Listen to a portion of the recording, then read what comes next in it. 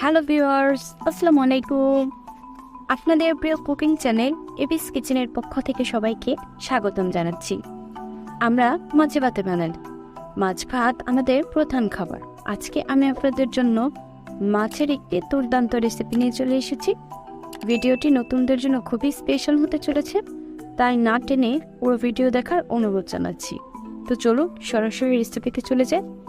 রেসিপিটি তৈরি করতে আমি রুই মাছের টুকরো নিয়ে নিয়েছি। আপনারা চাইলে যে কোনো মাছ নিয়ে নিতে পারেন। প্রথমে আমি মাছগুলোকে ভেজে নেব। এর জন্য দিয়ে দেব কিছু মশলা।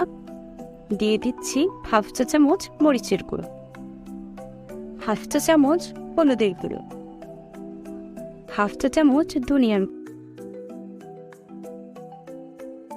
ও হাফ চা চামচ লবণ। এখন আমি মশলাগুলো দিয়ে মাছগুলো খুব ভালোভাবে মাখিয়ে নেব। হাতের স্পর্শ ছাড়া কিভাবে মাছ মাখানো যায় সেই পদ্ধতি আমার চ্যানেলে মাছ ভাজার রেসিপি ভিডিওতে আমি শেয়ার করেছি। ডেসক্রিপশন বক্সে সেই ভিডিওর লিঙ্ক দিয়ে দিচ্ছি, আপনারা দেখে আসতে পারেন। মাছ মাখানো হয়ে গেছে। এখন আমি মাছগুলোকে ভেজে নেব। এর জন্য আমি চুলায় একটি প্যান বসিয়ে দিয়ে দিচ্ছি সয়াবিন তেল। তেলের পরিমাণ এমন হবে যাতে মাছ ভেজে সেই তেলেই রান্না কমপ্লিট হয়। এতে রান্নার স্বাদ বহুগুণে বেড়ে যায়। তেলটা প্যানের মধ্যে ছড়িয়ে দিচ্ছি। চুলার আঁচ হাই হিট করে তেলটা খুব ভালোভাবে গরম করে নিতে হবে, নয়তো মাছ ভাজার সময় মাছগুলো প্যানের তলায় আটকে আটকে আসবে এবং এতে মাছগুলো ভেঙে যাওয়ার সম্ভাবনা থাকে। তেলটা ভালোভাবে গরম হয়ে গেছে। এখন দিয়ে দেব মাছগুলো।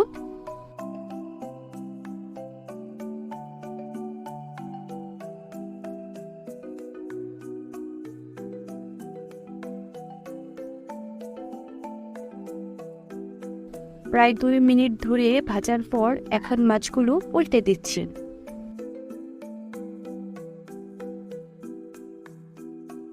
খুব সাবধানে মাছগুলো উল্টে দিতে হবে।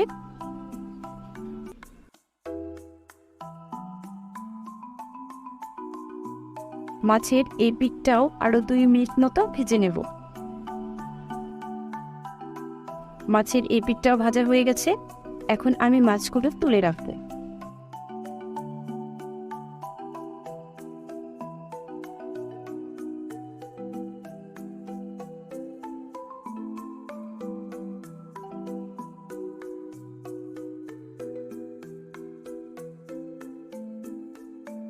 মাছ ভাজার পর যে তেলটুকু অবশিষ্ট ছিল সেগুলো আমি কড়াইয়ে ট্রান্সফার করে নেব।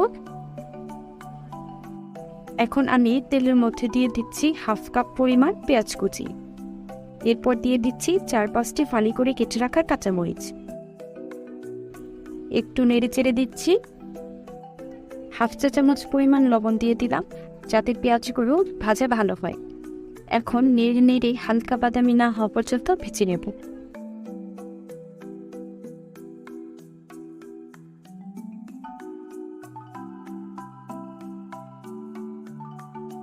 পেঁয়াজগুলো হালকা বাদামি হতে শুরু করেছে। এখন দিয়ে দেব 1 চা চামচ পরিমাণ আদা ও রসুনের পেস্ট, অর্থাৎ হাফ চা চামচ আদা পেস্ট ও হাফ চা চামচ রসুনের পেস্ট। আদা ও রসুনের পেস্ট দিয়ে নেড়ে নেড়ে আরও 1 মিনিট মতো ভেজে নেব। ভাজা হয়ে গেছে। এখন দিয়ে দেব মশলা। দিয়ে দিলাম 1 চা চামচ মরিচের গুঁড়ো, 1 চা চামচ হলুদের গুঁড়ো, 1.5 চা চামচ ধনিয়ার গুঁড়ো, 1/3 চা চামচ ভাজা জিরার গুঁড়ো এবং সবশেষ দিয়ে দিচ্ছি 1 চা চামচ পরিমাণ লবণ। এখন মশলাগুলো খুব ভালোভাবে নেড়ে নেড়ে কষিয়ে নেব।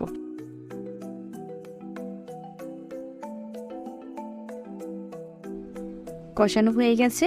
এখন দিয়ে দেব আলু। আমি 4-5টি আলু এরকম লম্বা সাইজ করে কেটে নিয়েছি। এবার খুব ভালোভাবে নেড়ে নেড়ে মশলার সাথে মিশিয়ে নেব। মেশানো হয়ে গেছে। এখন ঢাকনা দিয়ে ঢেকে 1 মিনিট মতো কষিয়ে নেবে। 1 মিনিট হয়ে গেছে। এখন ঢাকনা খুলে দিচ্ছি। এবার দিয়ে দেব টমেটো। আমি 5 থেকে 6টি টমেটো নিয়ে নিয়েছি এবং এগুলোকে একই সাইজে কেটে নিয়েছি। টমেটোগুলোকেও নেড়ে নেড়ে মশলার সাথে খুব ভালোভাবে মিশিয়ে নেব।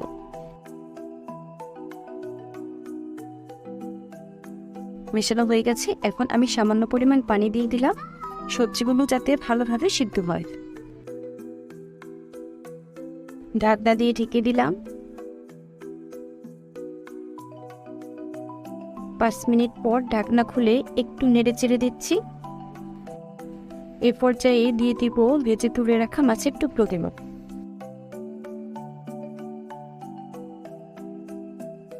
ঢাকনা দিয়ে ঢেকে আরও কিছুক্ষণ সবজি ও মাছগুলোকে একসাথে কষিয়ে নেব।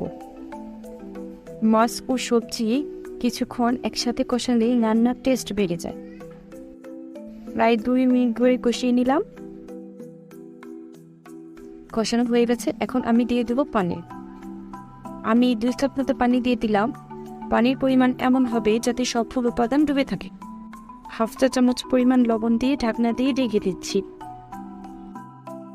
চুলার আঁচটা হাই হিট করে দিচ্ছি। 5 মিনিট পর ঢাকনা খুলে দিচ্ছি।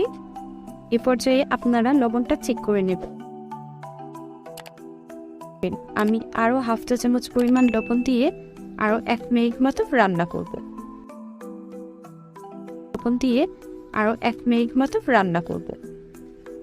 ভিউয়ার্স, আমার রান্না কিন্তু একেবারেই কমপ্লিট।